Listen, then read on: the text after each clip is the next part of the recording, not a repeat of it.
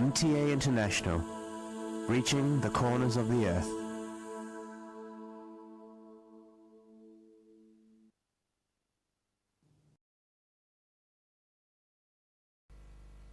صلی علی رسولنا صلی علی محمد صلی علی نبینا صلی علی محمد صلی علی کریمنا صلی علی محمد صلی علی حبیبنا صلی علی محمد صلی علی امامنا صلی علی محمد صلی علی نبینا صلی علی محمد صلی علی رسولنا صلی علی محمد صلی علی شفیعنا صلی علی محمد صلی علی کریمنا صلی علی محمد صلی علی حبیبنا صلی علی محمد صلی علی امامنا صلی علی محمد صلی علی رحیمنا صلی علی محمد صلی علی نبینا صلی علی محمد صلی علی نبینا صلی علی محمد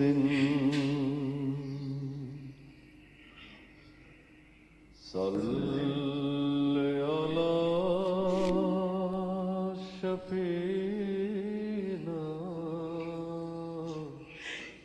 صلی علی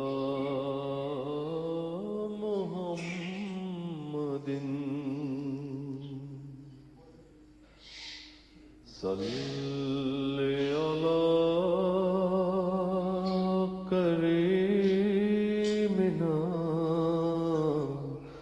صل على محمد صل على حبيبنا صل على محمد صل على إمام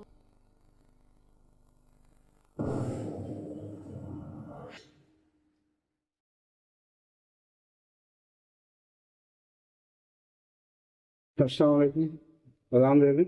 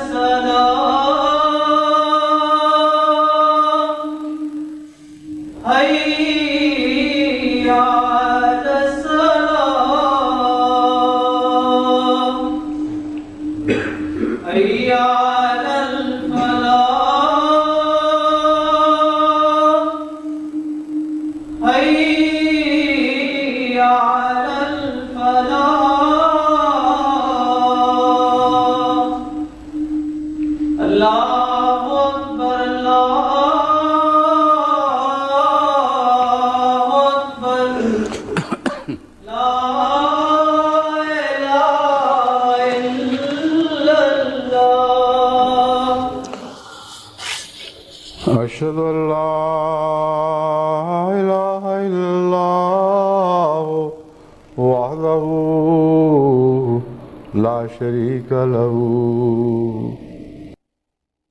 وحده لا شريك له وأشهد أن محمدا عبده ورسوله أما بعد فأعوذ بالله من الشيطان الرجيم بسم الله الرحمن الرحيم الحمد لله رب العالمين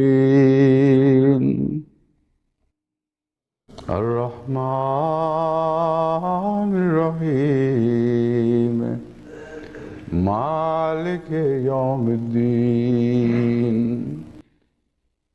إياك نعبد وإياك نستعين اهدنا الصراط المستقيم صراط الذين أنعمت عليهم غير المغضوب عليهم ولا الضالين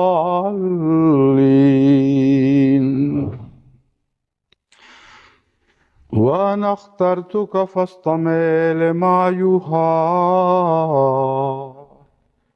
إنني أنا الله لا إله إلا أنا فاعبدني لا إله إلا أنا فاعبدنی واقم الصلاة لذکری ان الساعة آتیۃ اکاد اخفیها لتجزا کل نفس بما تسعی. سورہ طٰہٰ آیات 14 تا 16. ذکر کے مضمون میں جہاں میں نے گزشتہ خطبے کو ختم کیا تھا اس سے آگے آج انشاءاللہ مضمون کو آگے چلاؤں گا، لیکن اب جیسا کہ روزمرہ کا ایک رواج بن چکا ہے اور ایک مجبوری بھی ہے، مختلف دنیا میں جو مختلف اجتماعات ہو رہے ہیں ان کی وہاں سے ایسی خواہش کے اظہار ملتے ہیں کہ ہمارا ذکر خیر بھی اس مجلس میں چلے تاکہ سب دنیا سے ہمیں دعائیں ملیں.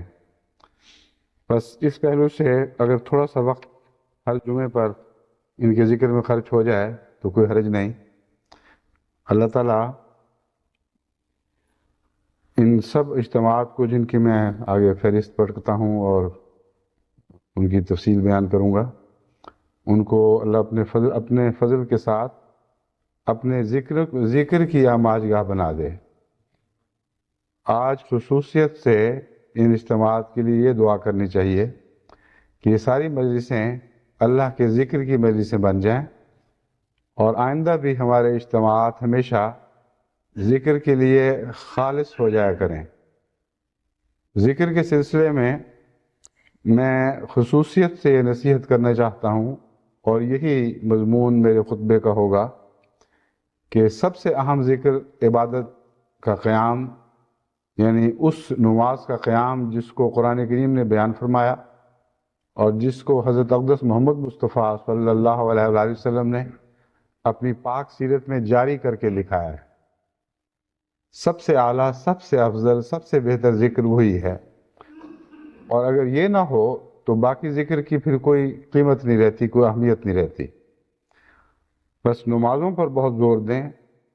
وہ اجتماعات جو آج ہونے ہیں یا کل شروع ہوں گے، ان سے پہلے ایک پرائیویٹ سیکرٹری صاحب نے یادداشت دی ہے کہ گزشتہ خطبے پر 3 اجتماعات کا ذکر نہیں ہو سکا تھا یا 2 کا، اور ان کی طرف سے شکوہ چونکہ آتا ہے اس لیے بہتر ہے کہ ان کا نام آج لے دیا جائے خواہ اجتماعات پہلے ہو چکے ہوں. بس ایک مجالس انصار اللہ ضلع سکھر ہیں اور ایک 3 ہی ہیں، قصور اور ساہیوال کے. یہ 3 سالانہ اجتماعات تھے جن کا ذکر رہ گیا تھا، اور غالباً یہ سب انصار اللہ ہی کے تھے. مجلس انصار اللہ ضلع مظفر گڑھ کا ایک روزہ سالانہ اجتماع آج 26 نومبر کو منعقد ہو رہا ہے. مجلس انصار اللہ ہمبر کا ریجنل سالانہ اجتماع کل منعقد ہوگا. مجلس میں آپ کے سامنے دوبارہ پڑھ کے سناتا ہوں اور اس کی ترتیب سے آپ فوراً خود ہی سمجھ جائیں گے یا سمجھ جانا چاہیے کہ یہاں نماز کے ذکر کا تذکرہ چل رہا ہے، نماز سے باہر کا نہیں. اللہ تعالیٰ فرماتا ہے اتلو ما اوحی الیک من الکتاب واقم الصلاۃ، پڑھ ان پر ما اوحی الیک جو تجھ پر وحی کی جا رہی ہے، من الکتاب واقم الصلاۃ، اور سب سے اہم مضمون کتاب میں نماز کے قیام کا مضمون ہے. ان الصلاۃ تنہی عن الفحشاء والمنکر، نماز کے فوائد میں سے یہ 2 فوائد ہیں کہ نماز فحشاء سے روکتی ہے اور منکر سے روکتی ہے. اب یہ 2 منفی صفات ہیں جن کا ذکر ہے. اگر یہی بات ختم سمجھی جائے اور نماز کے علاوہ کسی اور بات کا ذکر شروع ہو جائے تو گویا نماز کا مقصد صرف بعض چیزوں سے روکنا ہے، بعض فوائد عطا کرنا نہیں ہے. اس غلط فہمی کو دور کرنے کے لیے، بلکہ یوں کہنا چاہیے کہ غلط فہمی پیدا ہونی ہی نہیں چاہیے، کیونکہ قرآن کے بیان کا انداز یہ ہے کہ یہ ایک درمیانی جملہ بن گیا ہے. نماز فحشاء سے روکتی ہے، منکر سے روکتی ہے، ولا ذکر اللہ اکبر.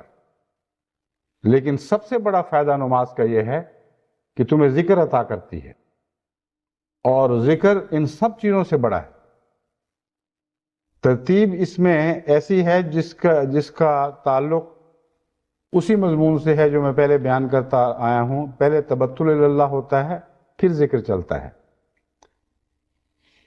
تو فحشات کے ساتھ اگر تعلق جوڑا رہے اور ناپسندیدہ باتیں دل میں جمی رہیں تو پھر ذکر اللہ کا کیا سوال پیدا ہوگا. بس فرمایا کہ نماز پہلے تمہیں پاک صاف کرتی ہے، تمہارے زنگ دھوتی ہے. جس طرح کلیگر کو برتن دیے جاتے ہیں تو پہلے تیزاب سے وہ اس کے گند اتارتا ہے، اور جب وہ اس قابل ہو جائیں کہ کلی کو قبول کریں پھر کلی کا رنگ جمایا جاتا ہے.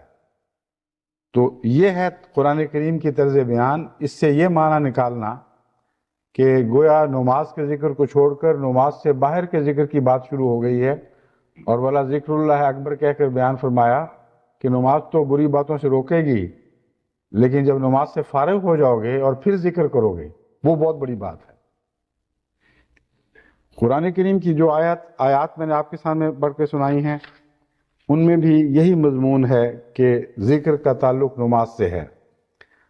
حضرت موسیٰ علیہ السلام کو مخاطب کرتے ہوئے اللہ تعالیٰ فرماتا ہے وَأَنَا اخْتَرْتُكَ فَاسْتَمِعْ لِمَا يُوحَىٰ، تجھے میں نے چن لیا ہے بس غور سے سن اس بات کو جو تجھ پر وحی کی جا رہی ہے.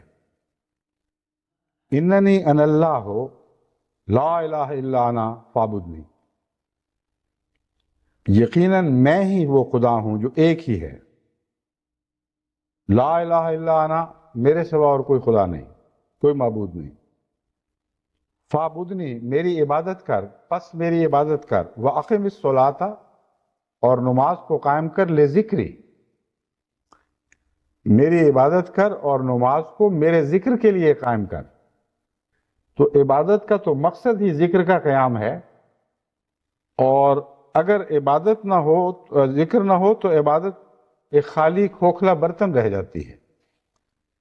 بس ولا ذکر اللہ اکبر کا تعلق قیام صلاۃ سے ہے اور جملہ عبادات سے ہے. لیکن ذکر الہی نماز میں تب نصیب ہوگا اگر پہلے اپنے دل کو فحشاء اور منکر سے پاک کر لیں. یہ وہ مضمون ہے جس کی بہت زیادہ اہمیت ہے، اور اسے خوب غور سے سمجھ کر پھر نماز کو قائم کرنا چاہیے. اب آپ دیکھیں کہ اگر نماز پڑھتے وقت ایک انسان کا قلبی تعلق بیہودہ باتوں سے رہا ہو، جاری رہا ہو، وہ کہیں سے دل دامن چھڑا کر آیا ہے لیکن دل وہیں اٹکا ہوا ہے، تو عبادت میں ذکر الہی کیسے قائم ہو سکتا ہے؟ چند فقرے منہ سے وہ نکالے گا اور پھر ذہن ان چیزوں کی طرف لوٹ جائے گا جہاں دل اٹکا پڑا ہے. کہیں پیاروں کی یاد آئے گی، کہیں تجارت کے مسائل اس کے ذہن کو اپنی طرف کھینچ لیں گے، کہیں کوئی ٹیلی ویژن کے پروگرام اس کو اپنی طرف مائل کر لیں گے، کہیں کوئی کھیلیں یا اور دلچسپیوں کے مشاغل، سیر و تفریح کی باتیں اسے اپنی طرف مائل کر لیں گی اور کھینچ لیں گی. تو ذکر الہی کا بیچارے کو کہاں سے موقع ملے گا؟ ذکر الہی کا مضمون تو یہ ہے کہ ہر حالت میں انسان کا دماغ اس حالت سے چھلانگ لگا کر اللہ کے ذکر کی طرف مائل ہو جائے. اور قرآن کریم نے ذکر کا مضمون اسی طرح بیان فرمایا ہے. یذکرون اللہ قیاما وقعودا وعلی جنوبہم وَيَتَفَكَّرُونَ فِي خَلْقِ السَّمَاوَاتِ وَالْأَرْضِ، زمین آسمان کو دیکھتے ہیں، اس کی سیر کرتے ہیں، اس کے حسن سے لذت یاب ہوتے ہیں، لیکن اس طرح کہ ذہن ان چیزوں کو دیکھ کر خدا کی طرف دوڑتا ہے اور دل اللہ کی طرف اچھلتا ہے، اور ہر بات سے ان کو اللہ یاد آنے لگ جاتا ہے. پھر راتوں کو سوتے ہوئے کا نقشہ یہ کھینچا، تتجافى جنوبهم عن المضاجع یدعون ربهم خوفا وطمعا، کہ ان کے پہلو نیند کی لذتوں کے باوجود بستروں سے الگ ہو جاتے ہیں. کس حالت میں الگ ہوتے ہیں؟ یدعون ربہم خوفا و طمعا، اپنے رب کو پکار رہے ہوتے ہیں خوف کے ساتھ بھی اور طمع کے ساتھ بھی. تو ذکر الہی ساری زندگی پر حاوی ضرور ہے، لیکن مراد یہ ہے کہ ہر زندگی کا شغل، ہر زندگی کا مشغلہ، ہر زندگی کی دلچسپی اللہ کی طرف ذہن کو مائل کر دے، اور دل اس طرف اس طرح اچھلے جس طرح بچہ ماں کی چھاتیوں کی طرف دودھ کے لیے اچھلتا ہے. لیکن یہ مراد نہیں ہے کہ یہاں ذکر ختم ہو جائے گا اور یہی ذکر کافی ہے. یہ ساری چیزیں نماز کی تیاری کے لیے ہیں. اگر یہ ماحول قائم ہوگا تو پھر نماز میں ذکر ہو سکے گا، ورنہ نہیں ہوگا. ورنہ نماز میں یوں لگے گا کہ عارضی طور پر ہم ان دنیا کی لذتوں سے چھٹی لے کر آئے ہیں، اور جہاں سلام پھیرا وہاں اللہ میاں کو سلام اور واپس دنیا میں مائل.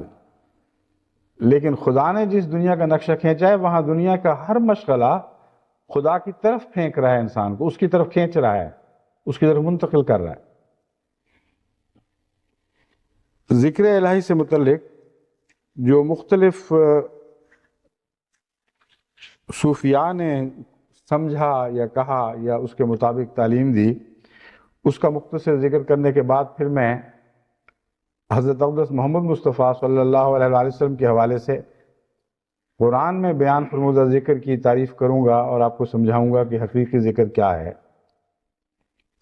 لیکن اس سے پہلے اہل لغت نے جو قرآن کی مختلف آیات کو دیکھ کر ذکر کے معنی بیان کیے ہیں وہ میں آپ کے سامنے رکھتا ہوں.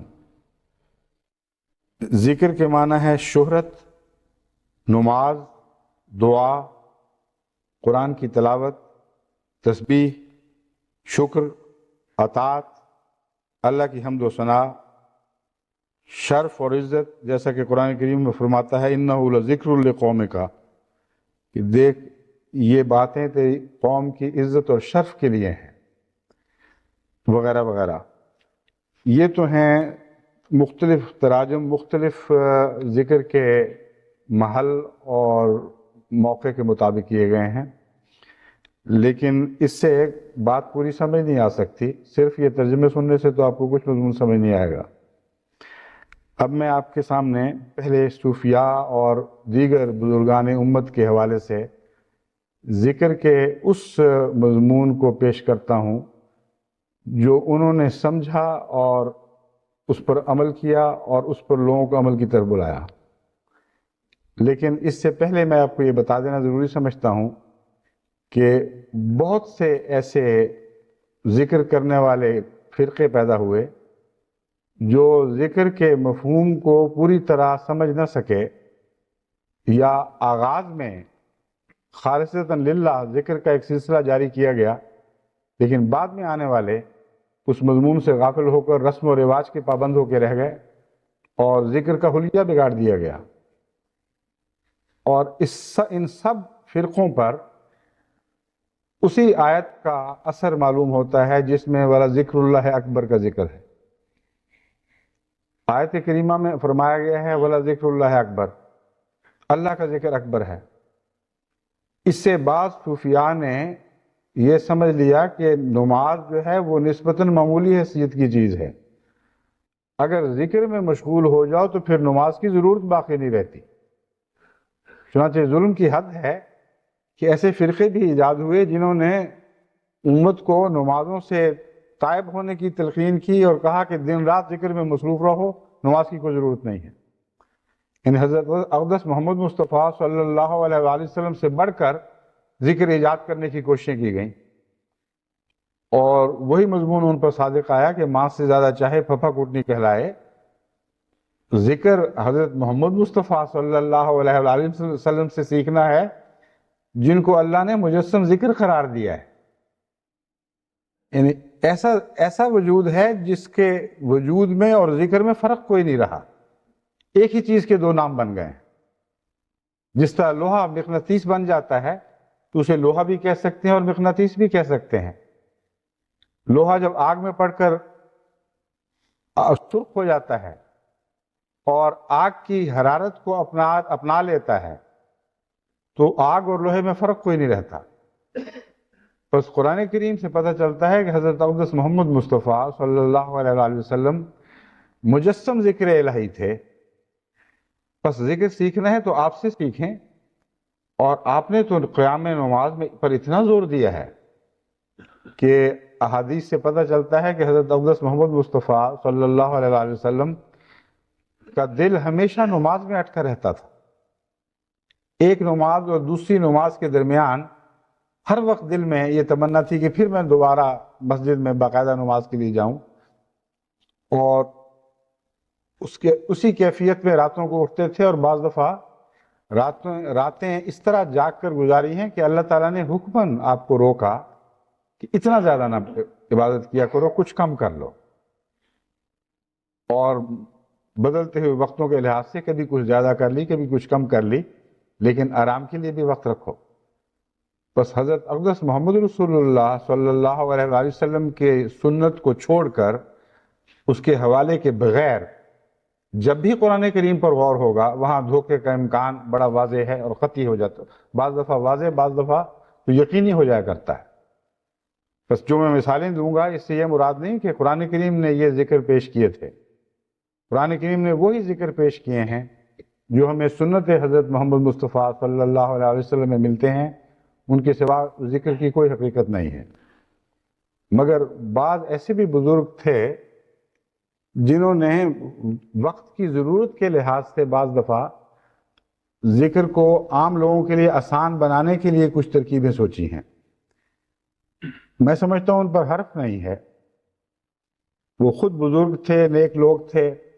اگر سوچ میں سمجھ میں کوئی غلطی ہوئی ہے تو اللہ تعالیٰ ان سے مغفرت کا سلوک فرمائے. لیکن ان کے ذہن میں غالباً ایسے نومسلم تھے جن پر عبادت آسان نہیں تھی. بس آغاز میں انہوں نے عبادت سے تو نہیں روکا ہوگا. میں ہرگز یقین نہیں کر سکتا کہ ان سلسلوں کے جو بانی مبانی تھے انہوں نے عبادت کے مقابل پر ذکر پیش کیا ہو. لیکن عبادت کا چسکا پیدا کرنے کے لیے، عبادت سے تعلق جوڑنے کے لیے انہوں نے ذکر کی بعض ایسی صورتیں پیش کیں جس سے عامت الناس کو ذکر میں دلچسپی پیدا ہو جائے اور اس کے نتیجے میں پھر عبادت میں بھی لذت آنی شروع ہو جائے. مگر بعد میں آنے والوں نے ان باتوں کو بگاڑ لیا. اب میں ان سلسلوں کا ذکر کرتا ہوں مختصراً. چشتیہ ایک مشہور سلسلہ ہے.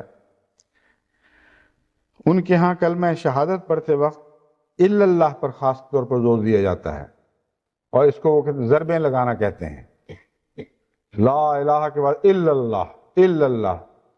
اور یہ ضربیں لگاتے لگاتے وہ نفسیاتی طور پر اتنے مروب ہو جاتے ہیں کہ یوں لگتا ہے ان کو کہ ہر ضرب دل پر لگ رہی ہے، سارا وجود کانپنے لگ جاتا ہے.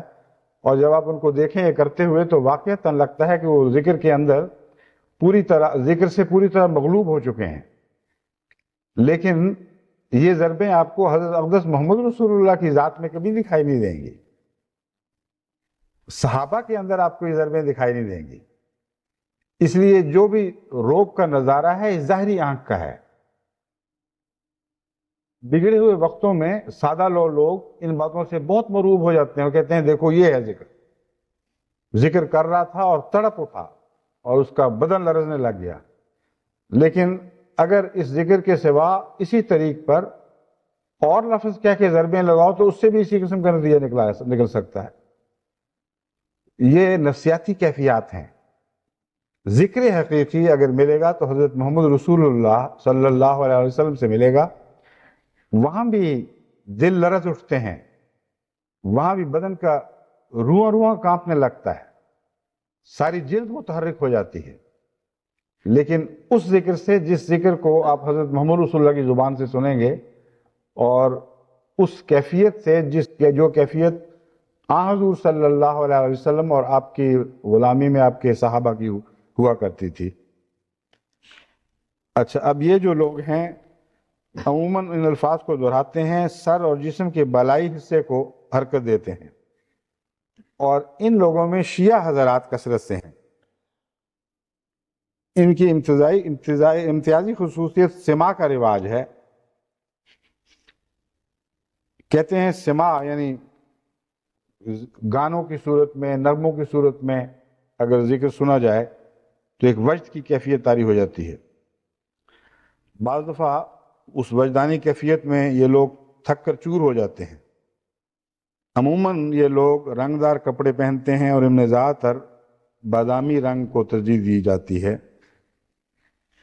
دوسرا، ان کے آگے بہت سے سلسلے ہیں. ایک چشتیہ نظامیہ ہے جس کو ہندوستان میں بہت شہرت ہوئی، اور دہلی میں حضرت خواجہ حسن نظامی کا جو سلسلہ ہے اس کا تعلق اسی چشتیہ نظامیہ سے ہے. خواجہ حسن نظامی کے الفاظ میں یہ سنیے، لکھتے ہیں اول 12 روز خلوت میں بیٹھنا چاہیے. یعنی انہوں نے ذکر کے کیا طریق اختیار کیے؟ اول 12 روز خلوت میں بیٹھنا چاہیے. کہاں قرآن و حدیث سے یہ 12 روز کی خلوت ملتی ہے؟ ہم یہ تو پتہ ہے کہ ہر سال ہر مہینے 10 دن کے لیے مسجد میں اعتکاف کرنا چاہیے.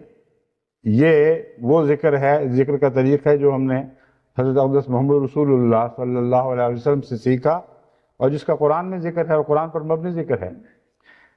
مگر اب نئی نئی ایجادیں سنیے. کہتے ہیں اول 12 روز خلوت میں بیٹھنا چاہیے. ہر روز 30 مرتبہ دعا لحزب البحر پڑھنی چاہیے. شروع کرنے سے پہلے ایک دائرہ کھینچا جائے جس میں داخل ہونے کا ایسا راستہ رکھیں کہ داخل ہوتے وقت عامل کا رخ قبلے کی جانب ہو. اب صاف پتہ چلتا ہے کہ ہندوستان کے اندر جو جنتر منتر کے طریق رائج تھے، جو جادو کے طریق رائج تھے، ان سے متاثر ہو کر ان صوفیوں نے اس قسم کی لغو چیزیں ایجاد کر لیں جن کا نہ قرآن سے تعلق نہ سنت سے تعلق، نہ عقل ان کو تسلیم کر سکتی ہے. تو جب داخل ہو جاؤ تو لکیر کھینچ کے داخلی دروازہ بند کر لو، گویا کہ اب شیطان وہاں داخل نہیں ہو سکے گا. پھر کہتے ہیں جب عمل پڑ چکے تو فولاد کی چھری یا چاقو سے دائرہ کا منہ اپنے باہر نکلنا، دائرے کا منہ کھول کر، لفظ کو چھٹا ہوا ہے، کاٹ کر اپنے باہر نکلنے کا راستہ بناؤ. اپنا ذکر سے فارغ ہونے کے بعد وہ جو لکیر کھینچی ہوئی اس کو چاقو سے، فولاد کے چاقو بہتر رہے گا، اس سے کاٹا جائے اور باہر نکلنے کا راستہ بنایا جائے. ورنہ ریشمی ڈورے کا دائرہ بنا لیا جائے اور دائرہ بناتے وقت آیت الکرسی پڑھی جائے، اور دوران عمل میں غذا جو کی روٹی ہونی چاہیے، اور صاحب الحزب حضرت ابو الحسن کی روح سے، صاحب الحزب حضرت ابو الحسن کی روح سے پہلے اپنے خیال میں اجازت لے لینی چاہیے. اے ابو الحسن، میں اللہ کا ذکر کرنا چاہتا ہوں، اجازت ہے نا؟ اگر اجازت مل جائے تو وہ ٹھیک ہے، ورنہ آگے سے بولے گا کون، کیا فرق پڑتا ہے؟ صرف کہنا ہی کافی ہے کہ اجازت لے لوں، اور اس ساتھ ہی اجازت مل گئی. کتاب اعمال حزب البحر، نوشتہ شمس العلماء، خواجہ حسن نظامی دہلوی، اشاعت 9 جولائی 1940، دہلی. ایک نقشبندیہ طریق بھی ہے ذکر الہی کا، اور جہاں تک میں نے جائزہ لیا ہے، نقشبندیہ آغاز میں تو سب سے یقیناً بہتر تھا اور سنت سے ہٹا ہوا نہیں تھا، لیکن بعد میں تصور شیخ نے داخل ہونے کے بعد ان کو مسلک سے کچھ ہٹا دیا. وہ ذکر جلی کے خلاف ہیں، یہ جو آوازیں نکالنا اور حرکتیں کرنا اس کے خلاف ہیں. ذکر خفی کو جائز سمجھتے ہیں.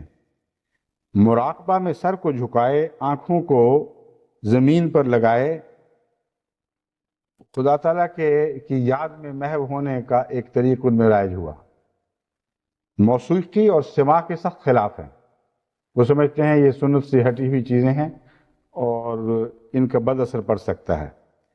احکام شریعت پر سختی سے عامل ہیں. ان کے ہاں مرشد اپنے مریدوں سے علیحدہ نہیں بیٹھتا بلکہ حلقے میں ان کا شریک ہو کر بیٹھتا ہے،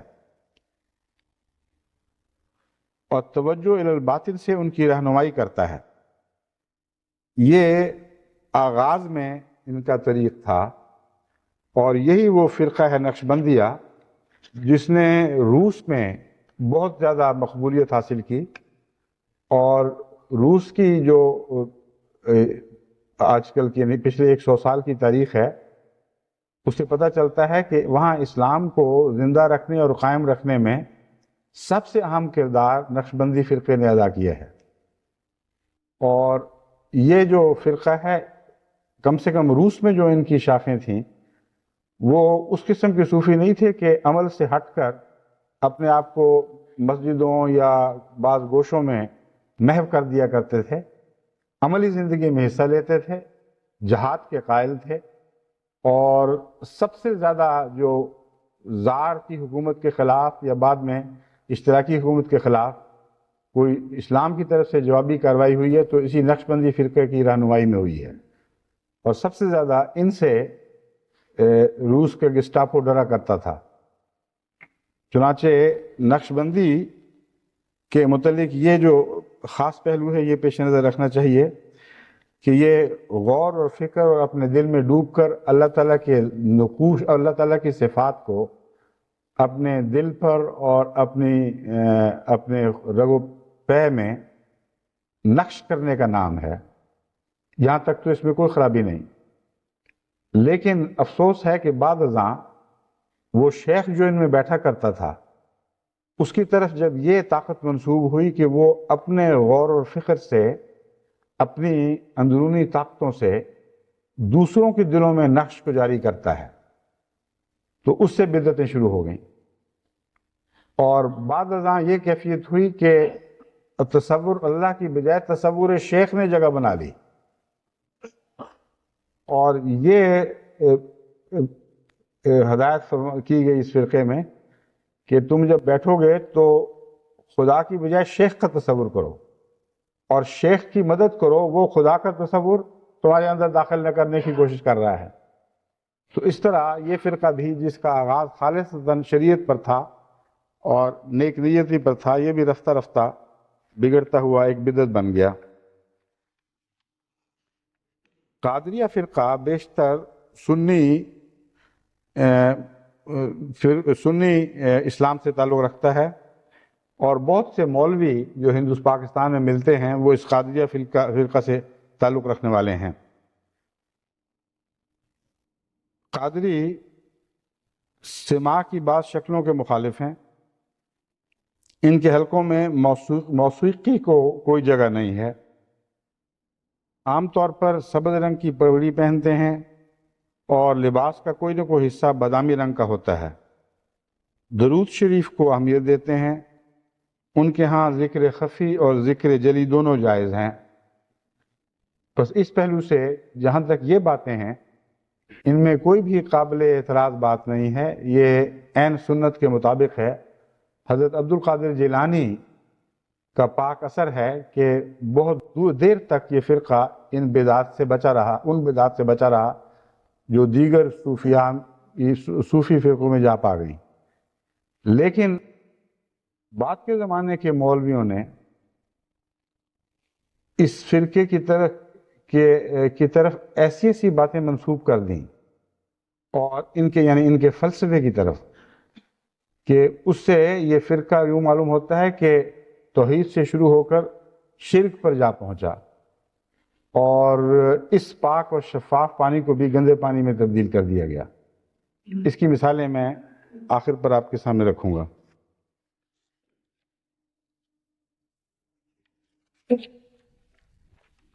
سہروردیہ فرقہ بھی یہ 4 اہم بنیادی صوفیات کے فرقوں میں سے ایک ہے۔ ان کے ہاں ذکر ہی چلتا ہے، لیکن ایک خاص طریقے انہوں نے یہ اختیار کیا ہے کہ سانس بند کر کے ہو کا ورد کرتے ہیں، یعنی لا الہ الا اللہ، اور وہاں تک دم روک لیا، اور جب پورے زور سے سانس نکلتا ہے تو ہو کی آواز اٹھتی ہے، تو یہ پھر ہو کے ذریعے گویا خدا تعالیٰ کی ذات واحد پر زور دیتے ہیں۔ اس طرح اور ہو کا رواج اس طرح دینے میں غالباً ہندوستان کے عام سادہ لوگوں کے لیے خاص کشش ہوگی، اور اس سے ایک اکٹھا جب اکٹھی ہو کی آواز جب ایک جماعت کے سے نکلے تو لازم الاثر تو ہوتا ہے، مگر یہیں تک محدود ہو گیا یہ فرقہ. یعنی باقی اللہ تعالیٰ کی صفات پر غور کرنا، ان سے استفادہ کرنا، ان کو اپنے دل پر نقش کرنا، یہ ساری باتیں تو ایک طرف رہ گئیں، بس ہو رہ گیا باقی. قادیان میں مجھے یاد ہے غالباً اسی فرقے کے دوست تھے وہ، جن کو ہم بابا ہی کہا کرتے تھے. وہ ہو کی بجائے ان کی ہی نکلا کرتی تھی آواز، اور بعض لوگ کہتے ہیں کہ وہ چھینک آتی تھی تو اصل میں اس کی وجہ سے ہی نکلتی تھی، مگر بات سمجھتے تھے کہ نہیں یہ ہوئی ہے، اللہ کا ذکر ہی کر رہے ہیں. مگر ہو والی آواز بھی میں نے سنی ہوئی ہے، جب یہ رکا ہوا دم ایک دم چھوٹتا ہے تو بڑے زور سے ہو کی آواز اٹھتی ہے. لیکن اس فرقے میں ویسے عام طور پر کوئی بد رواج داخل نہیں ہوئی، بد رسمیں داخل نہیں ہوئیں. سماع سے بے اعتنائی کرتے ہیں، نغموں وغیرہ کے ذریعے ذکر کو پسند نہیں کرتے، اور تلاوت قرآن کریم پر زور دیتے ہیں، جو ایک بہت اچھی بات ہے.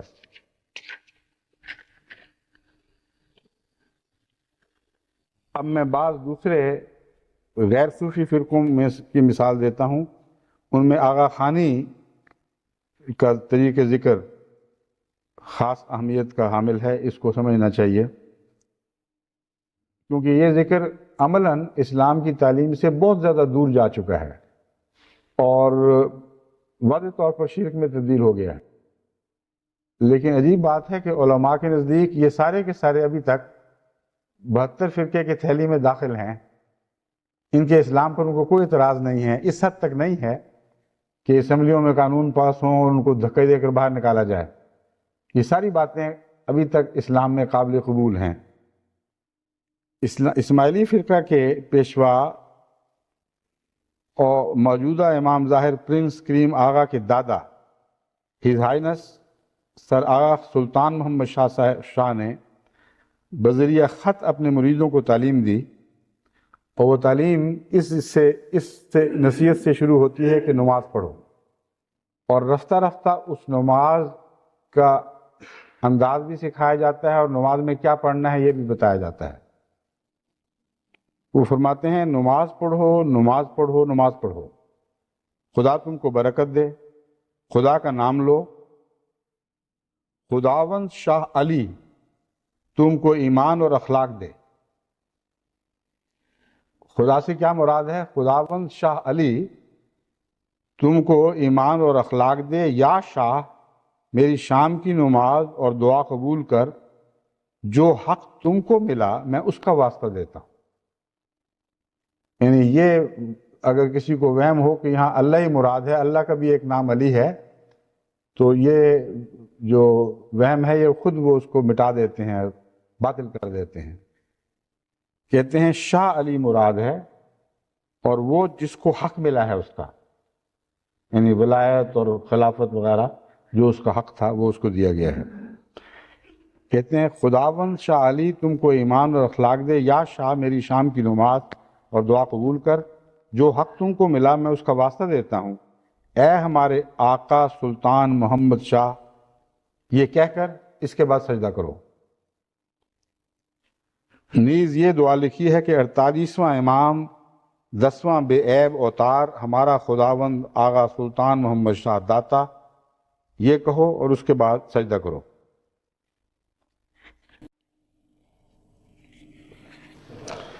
بوادر النوادر کتاب ہے جس کا حوالہ ہے جلد دوم صفحہ 739 738 739. ایک ذکری فرقہ بھی ہے جس کا بہت تذکرہ آج کل پاکستان میں ہو رہا ہے، اور علماء ایک زور لگا رہے ہیں کہ کسی طرح ذکری فرقے کو بھی اسلام کے دائرے سے خارج قرار دیا جائے.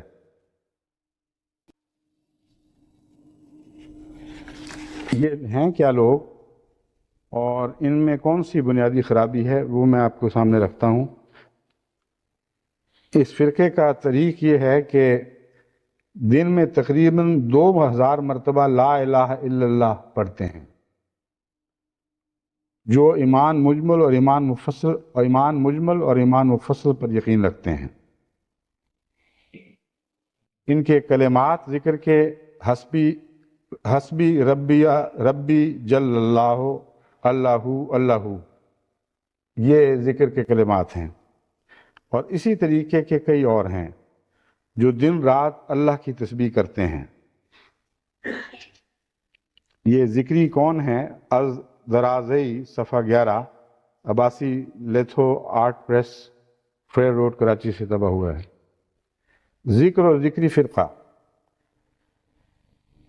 ان کے مطابق مہدی نے دنیا میں آ کر نماز، روزہ، حج، زکوٰۃ اور دیگر تمام ارکان اسلام کو منسوخ کیا، نماز کی جگہ صرف ذکر کا حکم دیا، عبادت کے وقت قبلہ رخ ہونا ضروری نہیں۔ یہ ہے وہ بنیادی شریعت سے انحراف جس کی بنا پر ان کو دائرہ اسلام سے خارج قرار دینے کی مہم چل پڑی ہے، لیکن یہ مہم حقیقت میں ایک ایسے تعلق میں چلی ہے جس سے پتہ چلتا ہے کہ حب علی نہیں بلکہ بغض معاویہ میں چلی ہے۔ یہ سلسلہ اس طرح شروع ہوا کہ کچھ عرصہ پہلے ذکری علاقے سے منتخب ہونے والے ایک ممبر اسمبلی نے کھل کر جماعت احمدیہ کی تائید کی اور اعلان کیا، اور اپنی پریس کانفرنس میں یہ کہا کہ بالکل ظلم ہوا ہے اور زیادتی ہو رہی ہے، اور احمدیوں کو اسلام سے خارج کرنے کا کسی کو کوئی حق نہیں تھا۔ اس پر علماء ان کے پیچھے پڑے، اور چونکہ ان کا ووٹ ذکری علاقے سے تھا، ان کے وہ جو سیاسی ووٹ ان کو ذکری علاقے سے ملتا تھا، اس لیے ان کے خلاف مہم چلاتے ہوئے انہوں نے ذکری فرقے کی صف لپیٹنے کی کوشش کی ہے۔ وہ تو اللہ کو پیارے ہو گئے، مگر جو اللہ کو پیارے نہیں ہیں یہ ابھی تک ان کے پیچھے پڑے ہوئے ہیں، اور عملاً ان کو بغض معاویہ کی وجہ سے ذکریوں سے بیر ہے، یعنی جماعت احمدیہ کی دشمنی میں ذکریوں سے بیر ہے، ورنہ ان کے ہاں ایسے فرقے ہیں جہاں حیرت انگیز طور پر مشرکانہ عقیدے پائے جاتے ہیں۔ بہت سے صوفی فرقے ہیں اور بھی جنہوں نے نماز کو غیر ضروری قرار دے دیا ہے، ان کی طرف ان کی کوئی توجہ نہیں ہے۔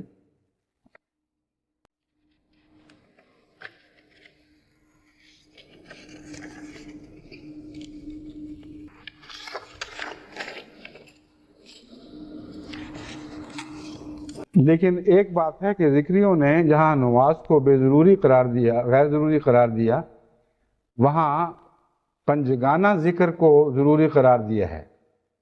معلوم ہوتا ہے نماز کی شکل انہوں نے بدلی ہے، کلیتاً قرآن سے انحراف نہیں ہے۔ چنانچہ وہ کہتے ہیں کہ ہر ایک ذکری فرد، چاہے وہ مرد ہو یا عورت، بوڑھا ہو یا جوان، اس پر 5 وقت ذکر کرنا فرض ہے۔ جو بھی ذکر نہ کرے وہ اپنے فرض سے غافل ہے۔ ذکر کثیر کرنے والوں کو ذکری فرقے میں اچھی نگاہ سے دیکھا جاتا ہے۔ ذکر 2 طریقوں سے کیا جاتا ہے، ایک جلی اور ایک خفی۔ ذکر جلی با جماعت ہوتا ہے اور ذکر خفی اکیلے اکیلے۔ تو ٹھوکر تو انہوں نے یقیناً کھائی ہے، لیکن اتنی نہیں جتنی بعض دوسرے فرقے کھا چکے ہیں، اور ان سے علماء کو، موجودہ دور کے علماء کو کوئی اناد نہیں۔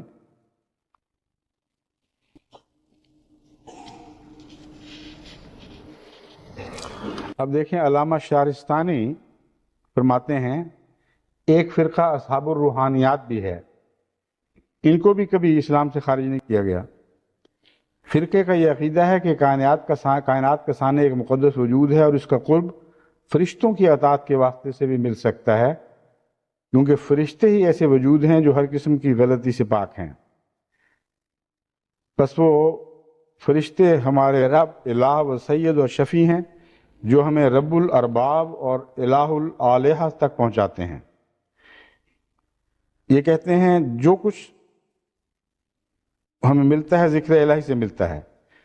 اس فرقہ کے نزدیک انبیاء کی اطاعت ضروری نہیں، کیونکہ وہ تو ہمارے جیسے انسان ہیں، ان کی بجائے ہمیں فرشتوں کی اطاعت کرنی چاہیے۔ اور یہ ان کا ذکر الملل والنحل للشہرستانی جلد دوئم صفحہ 95 تا 99 برحاشیہ کتاب الفصل فی الملل والہوا والنحل لامام ابی محمد علی بن حزم طبع اول 1328 یا جو بھی ہے. بہرحال جو پہلا حوالہ ہے وہی کافی ہے. اب ان فرقوں کی بات سنیے جو آج کل دوسروں پر فتوے لگانے میں سب سے پیش ہیں. اعلیٰ حضرت احمد رضا خان بریلوی لکھتے ہیں کہ ایک دفعہ سید الطائفہ حضرت جنید بغدادی نے یا اللہ کہتے ہوئے بغیر کشتی کے دجلہ پار کیا. یعنی صرف یا اللہ کرتے جاتے تھے اور دجلہ دریا انہوں نے بغیر کشتی کے پار کر لیا. ایک شخص نے حضرت کو جاتے دیکھا، عرض کی کس طرح آؤں؟ فرمایا یا جنید کہتا چلا. جس طرح میں نے یا اللہ کہا ہے تو یا جنید کہتا چلا. وہ یہی کہتے ہوئے بیچارہ چل پڑا، دجلہ پار کر رہا تھا کہ یا اللہ کہنے لگ گیا. اس شیطانی وسوسے کے نتیجے میں فوراً غوطہ کھانے لگا. یہ اہل اسلام کا وہ فرقہ ہے جو ہندوستان اور پاکستان میں جس کی سب سے زیادہ تعداد ہے، اور یہ مسلمان کہتے ہیں دیکھو اس نے اللہ کہا اس شیطانی وسوسے کے نتیجے میں وہ غوطہ کھانے لگا. حضرت جنید نے فرمایا ارے نادان، ابھی تو جنید تک پہنچا نہیں، اللہ تک کیسے رسائی ہو گئی؟ آواز دی ڈوبتے ہوئے کو پاگل کہیں گے، ابھی جنید تک تو پہنچا نہیں ہے، اللہ تک کیسے پہنچ گیا؟ اسی کی سزا مل رہی ہے تجھے. یا اللہ کہنے کی کیسی ضرورت ہوئی؟ ملفوظات مجدد میت حاضر اعلیٰ حضرت احمد رضا خان بریلوی حصہ اول صفحہ 117. فقیر نور محمد سروری قادری نے ایک مجذوب فقیر کا یہ واقعہ لکھا ہے کہ ایک شخص کالو نام کا ان پڑھ جٹ، اس نے کسی بزرگ کے فرمان پر سورہ مزمل کی 40 روز کا چلہ شروع کیا. اس مجذوب فقیر کی طرف سے پیغام ملا کہ اگر اسے کلام کا شوق ہے تو یہ سورہ مزمل وغیرہ کا چلہ چھوڑے، اس کی جگہ یہ پڑھے. وہ چلہ یہ تھا لا الہ من کانا الا اللہ تن کانا. کوئی مطلب ہی نہیں، نہایت لغو اور بےہودہ، الا اللہ تن کانا. اس شخص نے بیان کیا کہ میرے ہر رگ و ریشہ اور تمام بدن میں اس قدر غوغا اور شور اور جوش و خروش ہوا کہ گویا اس ذکر کا ایک طوفان برپا ہے، اور میرا تمام وجود اس ذکر کی لذت سے معمور ہو گیا. سورہ مزمل جہاں کچھ نہ کر سکی، وہاں تن کانا نے اس کے وجود میں ایک زلزلہ برپا کر دیا. لوگوں نے مجھے زمینیں بطور نذرانہ دی. یہ کیفیت ہے اس ذکر الہی کی جو اب مسلمانوں میں رواج پا رہا ہے، ان علماء اور بعض دوسرے لوگوں کی بدقسمتی سے. رسالہ القشیریہ میں لکھا ہے قیل ذکر اللہ بالقلب سیف المریدین. یہ تو خیر اور رنگ کا حوالہ ہے.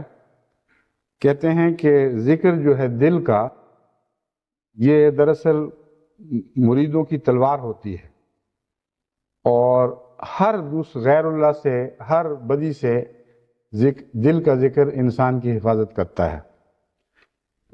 اب میں ذکر کے مثبت پہلو حضرت اقدس محمد رسول اللہ صلی اللہ علیہ وسلم کے حوالے سے آپ کے سامنے پیش کرنا شروع کرتا ہوں.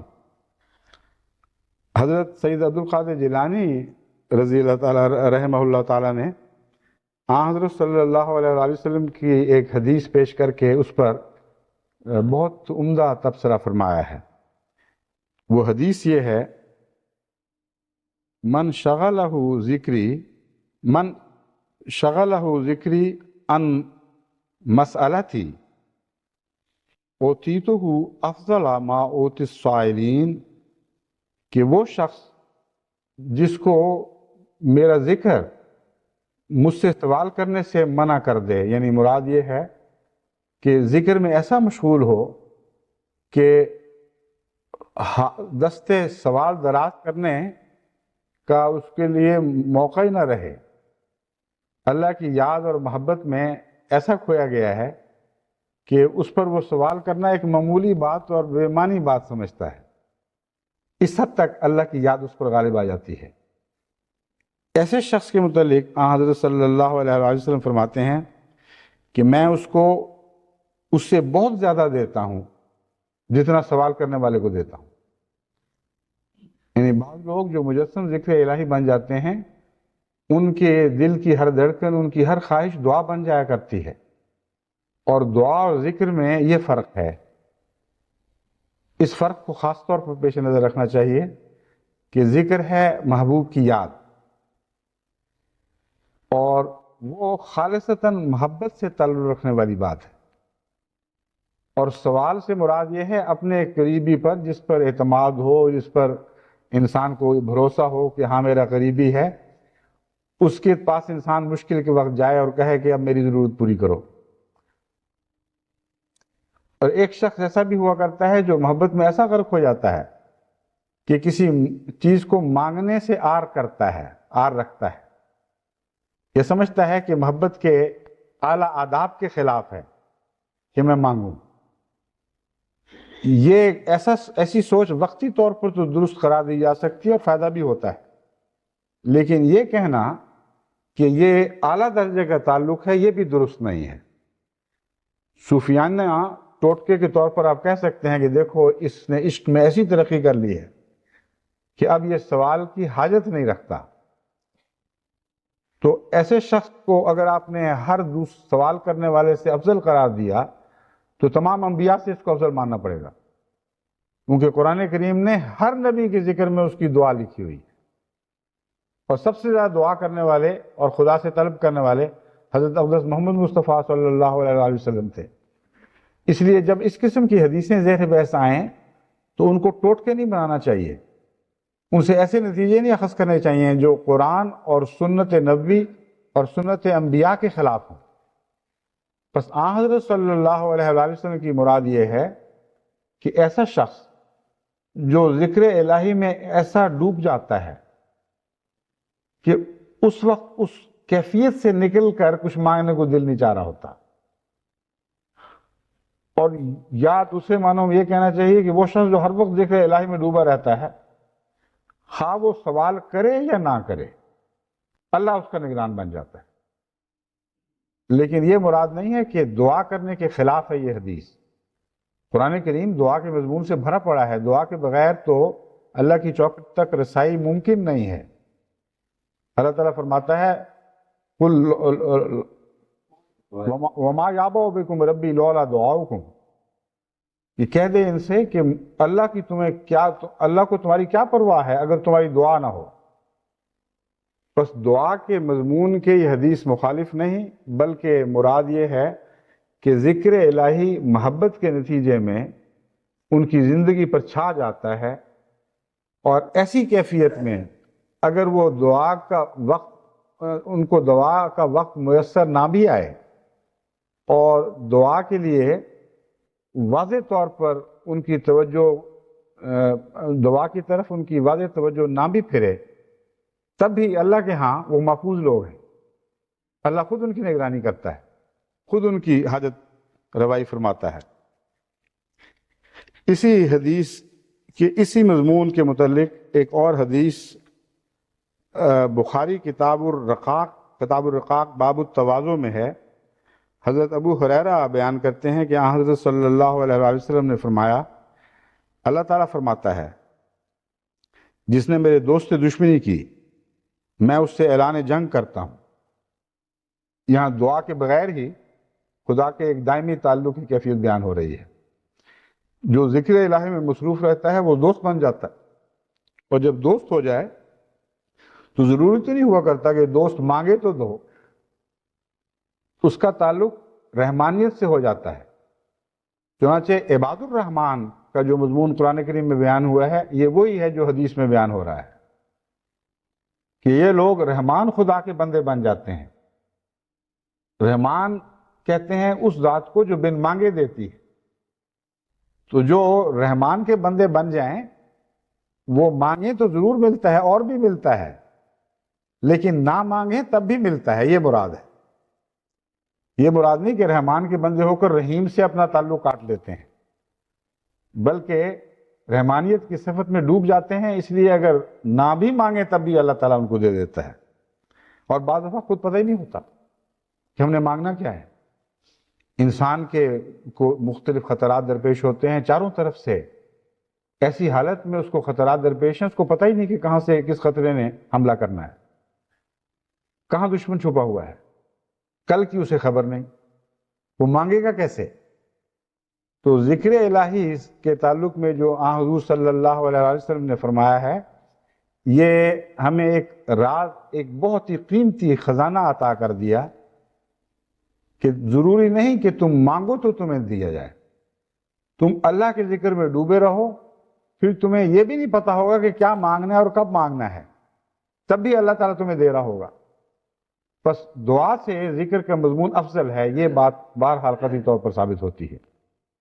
دوسرے جہاں جہاں بھی قرآن کریم میں دعا کا ذکر ملتا ہے وہاں ہر جگہ مانگنے کے معنوں میں نہیں ہے، وہاں پیار سے اللہ کے ذکر کے معنوں میں بھی دعا کا لفظ استعمال ہوا ہے. جیسا کہ میں نے آپ کے سامنے آیت پڑھی تھی، تَتَجَافَى جُنُوبُهُمْ عَنِ الْمَضَاجِعِ يَدْعُونَ رَبَّهُمْ خَوْفًا وَطَمَعًا. یہاں جو مضمون ہے وہاں عاشق کا مضمون بیان ہوا ہے. یہ نہیں کہ آنکھ کھلتے ہی مانگنے لگ جاتے ہیں کہ اللہ ہمیں یہ بھی دے، وہ بھی دے، وہ بھی دے. مراد یہ ہے کہ اللہ کی محبت میں آنکھیں کھلتی ہیں، کروٹیں بدلتے ہوئے بستروں سے اٹھ کھڑے ہوتے ہیں، ان کے پہلو آرام گاہوں کو چھوڑ دیتے ہیں اور اللہ کو پکارتے ہوئے. دعا کا معنی صرف مانگنا نہیں، پکارنا بھی ہے، اور یہ اعلیٰ معنی ہے. بس ذکر اور دعا یہاں ایک ہی جگہ اکٹھے ہو جاتے ہیں. حضور صلی اللہ علیہ وسلم فرماتے ہیں، جس نے اللہ کا فرماتا ہے جس نے میرے دوست سے دشمنی کی میں اس سے اعلان جنگ کرتا ہوں. میرا بندہ جتنا میرا قرب اس چیز سے جو مجھے پسند ہے اور میں نے اس پر فرض کر دی حاصل کر سکتا ہے، اتنا کسی اور چیز سے حاصل نہیں کر سکتا. اس میں ذکر کے تمام جھوٹے طریقوں کو ہمیشہ کے لیے ختم کر دیا گیا. اللہ فرماتا ہے کہ میں کسی سے محبت اس لیے نہیں کرتا کہ وہ میرا نام لیتا رہتا ہے. میں سب سے زیادہ محبت اس شخص سے کرتا ہوں جو سب سے زیادہ میرے احکامات کی پیروی کرتا ہے، شریعت پر چلنے والا ہے. وہ شریعت جو میں نے محمد کو عطا کی، جو محمد کی سنت بن گئی، وہی سچا ذکر ہے. اسی میں سب سے زیادہ خدا تعالیٰ کے قرب کی راہیں ملیں گی، خدا تعالیٰ کے قرب کے ذریعے حاصل ہوں گے.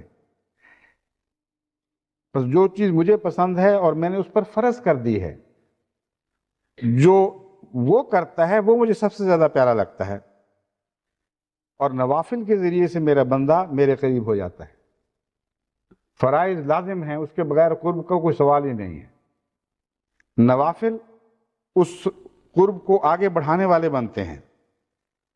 فرماتا ہے یہاں تک کہ میں اس سے محبت کرنے لگ جاتا ہوں، اور جب میں اس کو اپنا دوست بنا لیتا ہوں تو اس کے کان بن جاتا ہوں جن سے وہ سنتا ہے، اس کی آنکھیں بن جاتا ہوں جن سے وہ دیکھتا ہے، اس کے ہاتھ بن جاتا ہوں جن سے وہ پکڑتا ہے، اس کے پاؤں بن جاتا ہوں جن سے وہ چلتا ہے. یعنی میں ہی اس کا کارساز ہوتا ہوں. اگر وہ مجھ سے مانگتا ہے تو میں اس کو دیتا ہوں، اور اگر وہ مجھ سے پناہ چاہتا ہے تو میں اسے پناہ دیتا ہوں. بس اس کیفیت میں مانگنے کی نفی نہیں ہے. فرمایا نہ بھی مانگے تب بھی میں یہ اس سے سلوک کرتا ہوں، لیکن جب مانگتا ہے تو اور بھی زیادہ پیار سے اس کو دیتا ہوں اور زیادہ بڑھا کر دیتا ہوں. حضرت مسیح موعود علیہ السلام فرماتے ہیں، یاد رہے کہ بندہ تو حسن معاملہ دکھلا کر اپنے صدق سے بھری ہوئی محبت ظاہر کرتا ہے، مگر خدا تعالیٰ اس کے مقابلے پر حد بھی کر دیتا ہے. اس کی تیز رفتار کے مقابل پر برق کی طرح اس کی طرف دوڑتا چلا آتا ہے، اور زمین اور آسمان سے اس کے لیے نشان ظاہر کرتا ہے، اور اس کے دوستوں کا دوست اور اس کے دشمنوں کا دشمن بن جاتا ہے.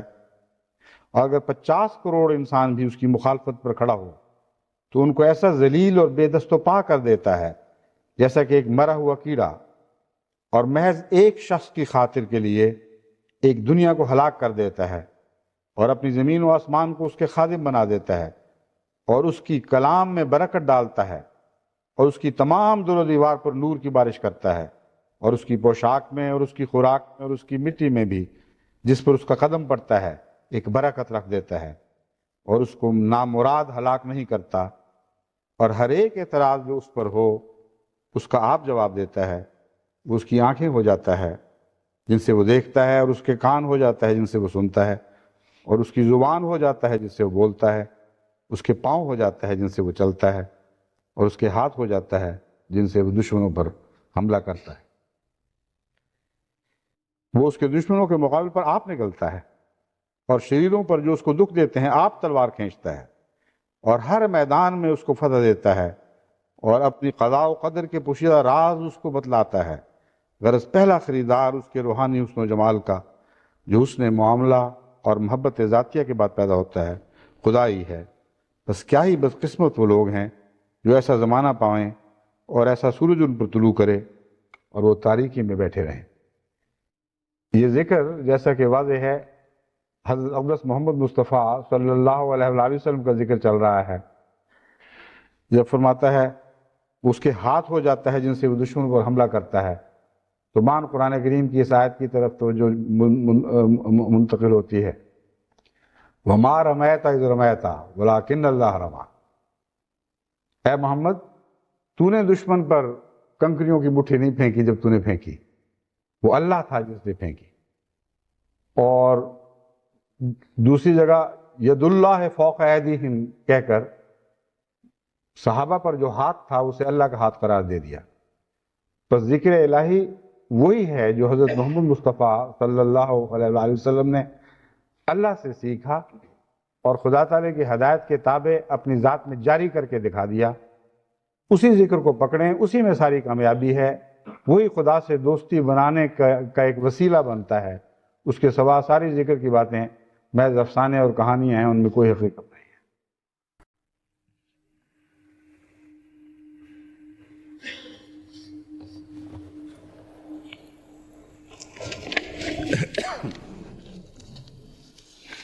الحمدللہ نحمدہ ونستعینہ ونستغفرہ ونؤمن بہ ونتوکل علیہ ونعوذ باللہ من شرور انفسنا ومن سیئات اعمالنا من یهدہ اللہ فلا مضل له ومن یضلل فلا هادی له ونشهد ان لا اله الا الله وحده لا شريك له ونشهد ان محمدا عبده ورسوله عباد الله رحمكم الله ان الله يأمر بالعدل والإحسان وإيتاء ذي القربى وينهى عن الفحشاء والمنكر والبغي يعظكم لعلكم تذكرون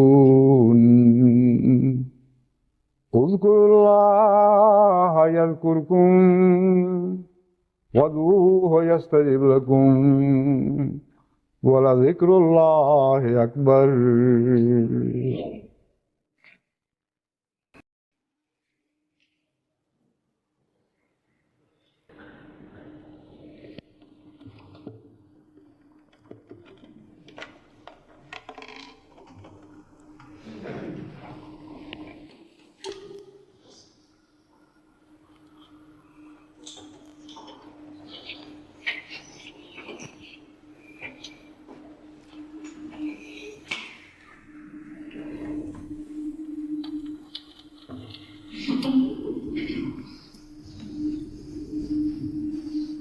تکبیر۔ اللہ اکبر اللہ اکبر اشہد ان لا الہ الا اللہ اشہد ان محمد رسول اللہ حی علی الصلاۃ حی علی الفلاح قد قامت الصلاۃ قد قامت الصلاۃ اللہ اکبر لا الہ